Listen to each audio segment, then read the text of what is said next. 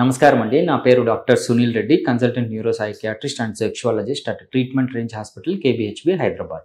ఈరోజు మనము erectile dysfunction and delayed ejaculation గురించి మాట్లాడుకుంటాం. ఎరెక్టైల్ డిస్ఫంక్షన్ అంటే మనకు తెలిసిందే అంగస్తంభన ప్రాబ్లమ్స్, అంటే అంగం సెక్షువల్ డిజైర్ కి తగ్గట్టు గట్టిపడకపోవటము.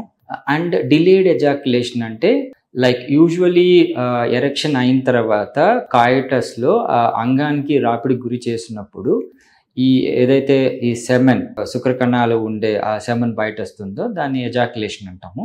ఈ ఎజాక్యులేషన్ అనేది సెక్షువల్ ఆర్గజం కి వెళ్ళక ముందే ఎజాక్యులేట్ అయిపోతే ప్రిమేచ్యూర్ ఎజాక్యులేషన్ అని, ఈవెన్ ఆర్గజం కి వెళ్ళిన తర్వాత కూడా ఎజాక్యులేషన్ జరగకపోతే డిలేడ్ ఎజాక్యులేషన్ అని, అండ్ ఈ అంగస్తంభనం మధ్యలోనే వీక్ అయిపోతే అంటే ఎరెక్టైల్ డిస్ఫంక్షన్ ఉన్న వాళ్ళకి అంగం గట్టిపడక ముందే మెత్తపడిపోతే ఎజాక్యులేషన్ అనేది జరగదు. సో దాన్ని కూడా డిలేడ్ ఎజాక్యులేషన్ అంటాం. సో ఎప్పుడు ఈ డిలేడ్ ఎజాక్యులేషన్ కి అండ్ ఎరెక్టైల్ డిస్ఫంక్షన్ కి కొంతమంది కన్ఫ్యూజ్ అవుతూ ఉంటారు. సో యూజువలీ ఏమవుతుంది అంటే ఇది ఎర్లీ ఏజ్ లో చాలా తక్కువ జరుగుతుంది. ఎర్లీ ఏజ్ లో అంటే బిఫోర్ 40 ఇట్లాంటి డిలేడ్ ఎజాక్యులేషన్స్ కొద్దిగా తక్కువే ఉంటుంది మేల్ సెక్షువల్ డిస్ఫంక్షన్స్ లో.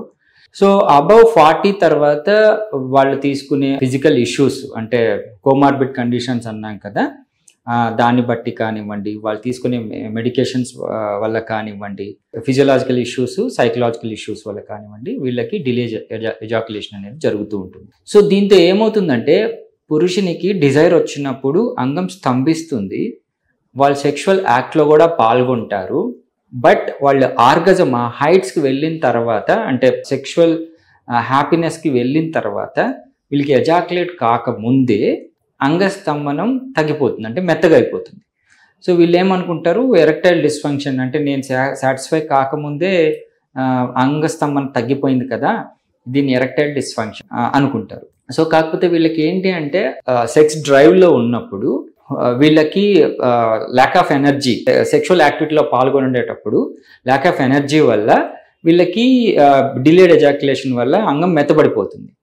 బట్ మళ్ళీ ఇంకొకసారి ఎరెక్షన్స్ వచ్చినప్పుడు త్వరగా ప్రీమెచ్యూర్ ఎజాక్యులేషన్ జరుగుతుంది. సో దీన్ని కోరిలేట్ చేసుకునేసి వీళ్ళకి ఎరెక్టైల్ డిస్ఫంక్షన్ ఉందా లేకపోతే డిలేడ్ ఎజాక్యులేషన్ ఉందా అని చూసుకొని వాళ్ళకి ట్రీట్మెంట్ ఇవ్వడం అనేది జరుగుతుంది. Obviously erectile dysfunction, premature ejaculation very common, అవి ఈజీగా డయాగ్నోస్ చేయొచ్చు. కానీ డిలేడ్ ఎజాక్యులేషన్ అనేది చాలా తక్కువ ఉంటుంది. యూజువల్లీ డిలేడ్ ఎజాక్యులేషన్ ని మేల్ ఎంజాయ్ చేస్తాడు. ఆబ్వియస్గా ఎక్కువసేపు సెక్షువల్ యాక్టివిటీ ఎప్పుడైతే ఉంటుందో male partner usually delayed ejaculation ని ఎంజాయ్ చేస్తాడు, ఈవెన్ పార్ట్నర్ కూడా ఎంజాయ్. కానీ వాళ్ళు ముందే మెత్తబడిపోతుంది అన్న విషయాన్ని ఇబ్బంది పడతారు. సో దాన్ని ఎరెక్టైల్ డిస్ఫంక్షన్ కన్సిడర్ చేసుకునేసి వాళ్ళు బాధపడుతుంటారు. దీన్ని కొద్దిగా క్లారిఫై తీసుకునేసి దానికి తగ్గ ట్రీట్మెంట్ తీసుకుంటే వాళ్ళ సెక్షువల్ హెల్త్ అనేది ఇబ్బంది లేకుండా సాగిపోతుంది. దీన్ని అర్థం చేసుకొని ట్రీట్మెంట్ తీసుకోగలరు. Thank you.